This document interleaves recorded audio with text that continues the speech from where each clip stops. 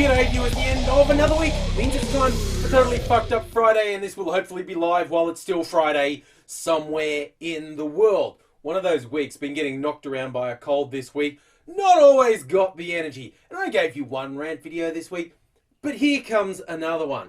And as I was looking for stories to cover this week, I saw a couple that I thought, these guys, these are potential Hall of Famers in the world of totally fucked up news in quite different ways. One in a very small individual way and one on a big pitch way.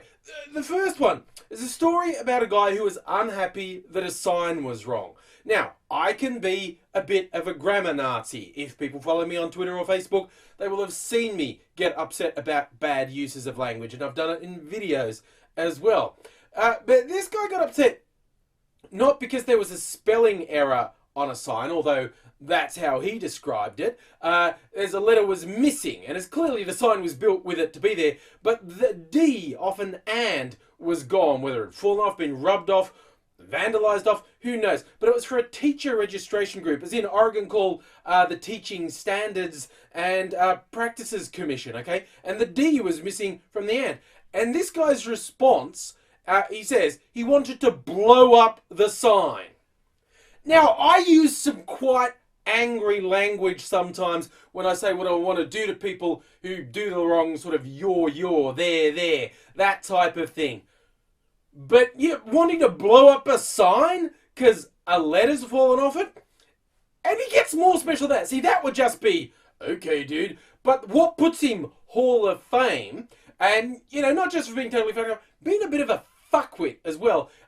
He then fronted into the office with a pressure cooker with wires coming out of it. Yes, he appears to have been inspired by the Boston bombers, and he's gone in saying, your sign's wrong, I wanted to blow it up, but my bomb wouldn't work. And they're like, what the fuck? And he's going, yeah, because I downloaded some bomb making instructions on the internet, and that was full of spelling errors too, so I couldn't make a bomb that works. I think you should look at how you're teaching kids when these spelling errors are everywhere.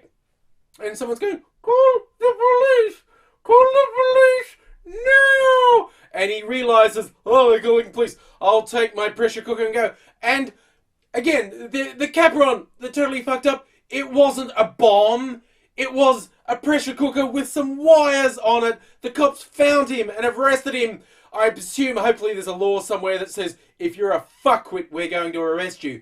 Because that's what this guy is. Now, obviously, there's a whole sort of overtones here of this is like, cry for help. You'd only do something this fucking stupid if there were some issues going on.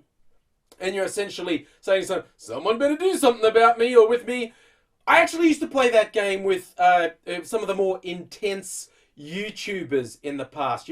Is this commitment to character or cry for help? Because often people can't tell with me when they're not familiar with my videos. Yes, honestly, it's all prepared, sometimes even fully scripted, but I plan ahead of time what I'm going to rant about. But there was some in the past, like the famous Chris Crocker Leave Britney Alone, that seemed kind of genuinely messed up, and a lot of the people who were very into religious argument, whether they be pro or anti on that. Some of them were like, yeah, I don't think that's a character. I think you've actually got some fucking issues there, buddy. But this guy, he's on the totally fucked up cry for help front, I think. And he's just one guy, so he's his own special little award winner in there, I think. But the big front, politics, is rife with characters for me. And I honestly think I may have found Hall of Famer for most fucked up politician. I'm not saying he's definitely got it, because it's a pretty tough field, but this guy, Rob Ford, the Toronto mayor, I'm sure I've mentioned him before, because I've seen so many articles about him, but he seems to be reaching fever pitch with just how fucked up he can be.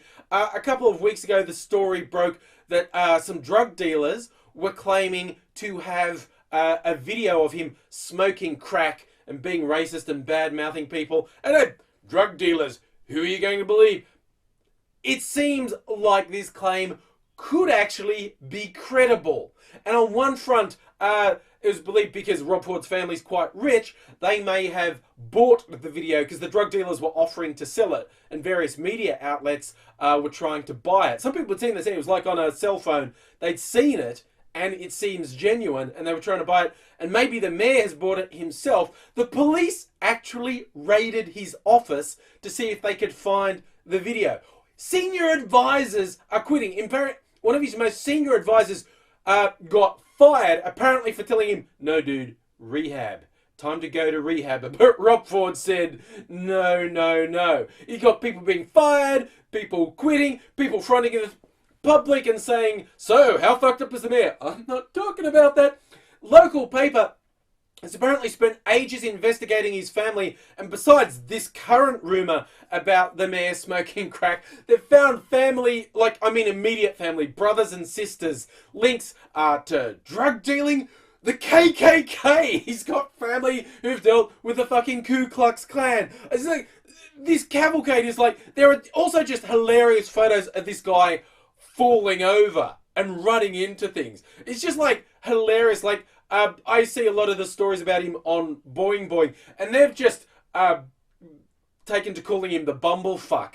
It's like his nickname, Rob Bumblefuck Ford, and it's just so fitting. I mean, I've seen some of these things individually, like politicians with links to extremism, racism, politics. I mean, I think it was the mayor of Detroit was caught on video smoking crack and got off on a technicality.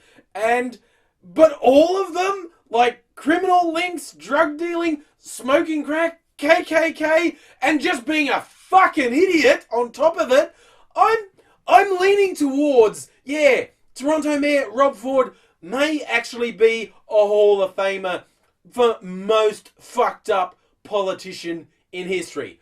I'll let links, read about him. I'll let you cast your vote on that as well.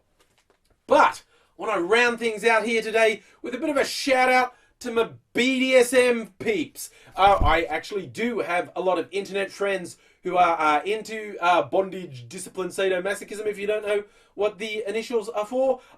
Some who work professionally as mistresses, dominatrixes.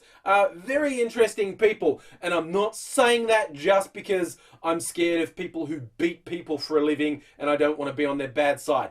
That's not motivating me at all. But there was a study done in the Netherlands into, well, BDSM, is there something wrong with it? Is there something wrong with the people who are into it? Because it's often called a perversion, and in fact there are elements of it that are still listed as mental illness. In the past it's been much more so, and it's certainly, it can get you ostracized somewhat in polite society if you're into BDSM.